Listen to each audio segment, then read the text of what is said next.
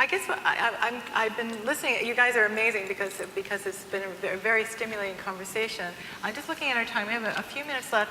I'm looking maybe for something that you can offer the audience to those people who are just starting out. Because the three of you who now have businesses who are thriving and doing very, very well, when you started, it was interesting, and it was quite the journey to get to where you are now. So, and you all have different stories. And I'm hearing too that people have all kinds of different approaches, and a lot of people here are content creators. Do you have advice for them on how they can hold on, or what they should be looking for as they start to grow the business to be of interest to those people to grow it into something bigger? It's never what you set out for it to be. Perseverance is extremely important, but at the end of the day, if you have a goal, it's not the path to the goal that counts. It's, this is my goal and this is what I want to do. It can take different routes, right? So being open to those opportunities and understanding that there's new business models, there's new distribution models, repetitiveness, like a little bit what John was talking about, like if you have something that you can then thereafter scale and repeat or take advantage of other mediums, that's critical. That's a real business, right? And that starts with what he did in his parents' basement. That's how it starts. I mean, you start it, and then you evolve with it, and then you evolve. Okay, you never forget your end goal, but your path to that goal can take any direction. So if I can give some basically specific tips on digital media creation, and my focus is very biased towards YouTube, but I think this could apply to anything, even if it's on your original, your own website or Hulu or whatever. I found there's 3 different things that really, really helped me a lot, and they kind of happened in this order. The first one was search engine optimization, which now on YouTube they kind of call metadata. So having the right title, descriptions, tags, keywords, category, etc. Putting the right media around a piece of video so that it can be found. And then the second is your marketing, getting your name out there, getting your content out there through a lot of different ways. Twitter is not a be-all and end-all solution, neither is buying ads, neither is Facebook, but if you do all of these things, and you know, I found a lot of success through doing live streaming. There are a lot of different ways you can get your name out there, but the third one is collaboration. And that's where I went from what could have been a one-hit wonder, to be totally honest, to making sure that this had longevity, and I've still been doing it for the 4 years since, is that after my video blew up, I sought out other content creators, and we took their audience and my audience and started making videos together. But I haven't just done that with individual people, I've done it with businesses. You know, we did a promotion with Intel's Twitter and Facebook, and I got a lot of fans of Intel watching my videos, or we've done it with bands or films, and company to company. You can collaborate. So if you are trying to put a piece of content together and you're looking for that initial boost, and you go and grab, not necessarily me, but a YouTuber, maybe for your first video, but not for your second one, because people might stick around, and on YouTube the goal is for them to subscribe. Depends on the site, it's followers or likes or whatever. Obviously, Corey's been successful to date, and he will go on to be extremely successful, in my opinion, because of one word that he used, and that's collaboration. Yeah. No one will succeed alone. Collaboration is all that matters. You have to find, and what actually collaboration means in the end, find a way of getting other people that want you to be successful. I mean, I've never heard it phrased that way, and that's awesome. It is awesome. I like that a lot. You can keep that one. Yeah. Thank you. Any final words from either of you? Just touch on that point. You don't know what you don't know. Yeah. So finding people to help you, mentors, advisors, networking is key.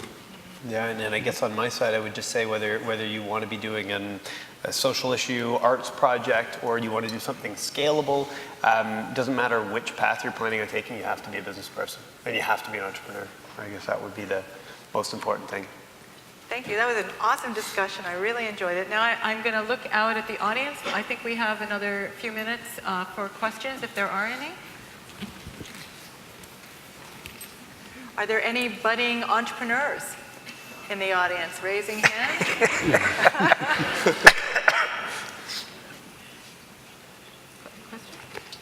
Oh, right there? Okay. What would be the best way to be in touch with some of the panelists if you wanted to collaborate with them? That's for the venture people. No, it's for all of you.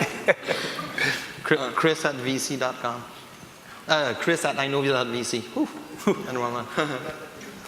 I'm easily reachable through Twitter, Facebook, YouTube, and every other social media website you've ever heard of. And my email's just listed right on my YouTube channel. My details are everywhere. I think that's a common thread, as you can. Yeah. If you can't find us, then there's a bigger problem. Actually, if you want to get in contact with us, if you want to actually get me to respond, which is different than you want to send me something, then you call me. It's just about being personable, and you don't need to sell me a story. Just explain to me how you know about me, how you heard. So, for example, if I'm getting an email and it says, "I saw you on the panel," relate it to something that I can relate to. I need to relate everything in my life. So it is email, it is Twitter, but it's not a random. Just try and find something which links you to the person. You've talked a lot about collaboration and its importance. Can you just reflect on the skill sets, the attitudes that generate good and effective collaborations? Understanding what each party needs and wants. I think it's not that far from negotiation, right? You need to understand what's important for the other party. They don't need to agree with your end goal, don't even need to believe to a certain point. Well, to a certain point they still do, but it's really about understanding each party. There's no surprises. You have to, if you want to collaborate, you have to think you're not collaborating. You have to go in with the attitude, I just want to know about you and I want to help you. It's not about quid pro quo. It's not a negotiation. It's, I'm out there to help people who I think are worth helping and who I think are interesting. And that's it. And if nothing comes back, then move on to the next one. And when you start the process of collaboration, I think one of the hardest things for any of us to do, any human, is admit when you don't know something and seek out advice to solve your own. Every entrepreneur will stand up and say, I don't know this, this, and this, so please help me with that. And I think that's a key to success. Yeah. I think so too. It's actually, I have to say also, just from my experience, that it's a lovely time to be, and meaning that I'm around people who really care about each other, they help each other. Being an entrepreneur nowadays is awesome. I think we would all agree with that, yeah. Any other questions? Hi, Val. Oh, another one. Over here. Oh, hello. Oh, hi, Alex. Great entrepreneur, great new business. Thank you, thank you. The question, I guess, the theme for most of the day was around content creation, and I heard a lot of people speak about how to create that content and how to use different channels to distribute it.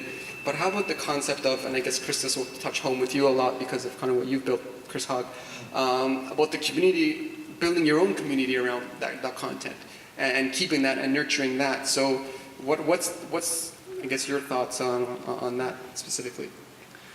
Community is important, I think, for any digital business to succeed now. We started out experimenting, figuring out if we develop a tool or a mechanism or a widget or some sort of signal that tells us something. When we you put a little grain out and you see how it reacts. You do A/B testing. So I try this, I get this reaction. I try this, I get this reaction.